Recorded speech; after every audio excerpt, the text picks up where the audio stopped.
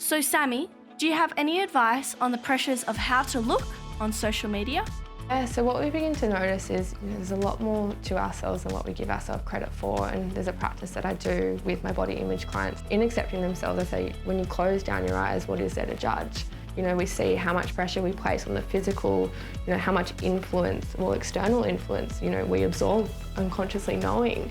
And, you know, it is such a big thing to understand that you only know what you know, I only know what I know, and it's not until you really have that experience to say, hey, what I'm doing doesn't actually make me feel right. And especially with social media, you know, it's a platform to edit and only show a certain part of yourself, you know, so it's a big, you know, scroll of perfection, and it's saying I have to look like this, that's what's good enough. And especially when you're growing and your mind's evolving, especially, you know, from a young girl going through your teens, you absorb what you think, you know, is going to keep you safe, or, you know, keep you from feeling rejected. So I'll make myself look like this, I can do this, but we can never fix, change or control someone. All we can ever do is lead by example for ourselves and motivate. So it's, even with social media, you know, there is that contrast and people, you know, just really showing up, being themselves, and that's something that I really try to portray, because it's really hard to portray yourself as something and not actually be that in your, you know, off-screen life. And that's potentially why we begin to see such a rise in, you know, that anxiety or that self-doubt, because, you know, we're editing and placing ourselves up to say, this is my life, this is who I am, it's perfect. But it's not, you know, and it's saying it's good, you know, we all fail, we're all ourselves. And I say to my clients, you know, fit out to fit in, you know, be yourself. We're all trying to potentially, you know, be like one another because we're scared of being rejected or not being accepted, but then we lose that sense of self. And, you know, it's not until we usually, again, have that shift or feel that strong emotion to say, hey, you know, what's that little next step that I can take?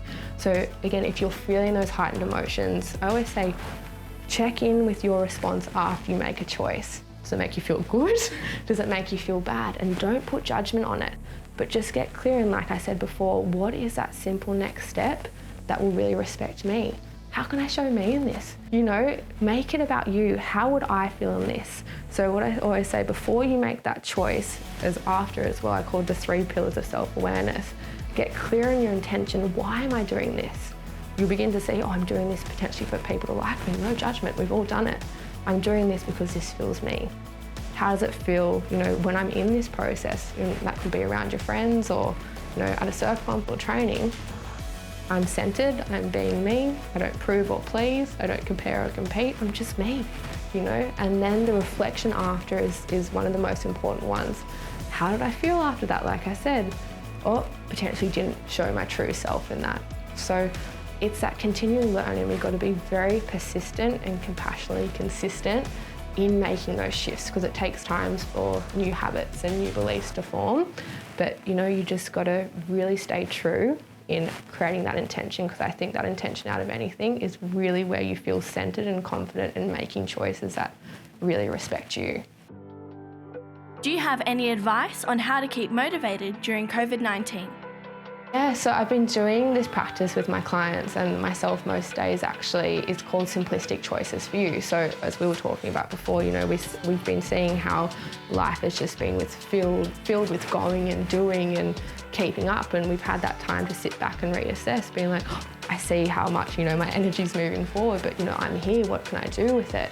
So I wrote out this plan, and what I focus on with my clients is maintaining yourself on all levels. Mindset's one thing, but you use your mindset in everything, in how you move your body and how you nourish and how you create, you know, and how you practice self-care. So I've got 6 categories, and it looked at stillness, which is that time to just breathe like we did before. Movement. I don't write exercise, I just said movement, you know, moving your body, because sometimes there can be that pressure to do like intense exercise. How can I move my body simply? What is one choice that I can make to nourish? Was an aspect of creativity, self-care, and then social connection. So what I say is just have that plan for your day and write one simple thing that you're available for next to it. So let's say mine was this morning was a 30-minute walk around the headland, and then I wrote 100 skips. I got a skipping rope. I'm like, that's me, that's enough. My stillness was to mindfully eat with my breakfast away from my phone. You know, my self-care was to drink more water, and to also, so I like to put like a little quote or something on there, you know, be kind to your thoughts today and take time for yourself. my connection. I'm having dinner with my family and my partner tonight.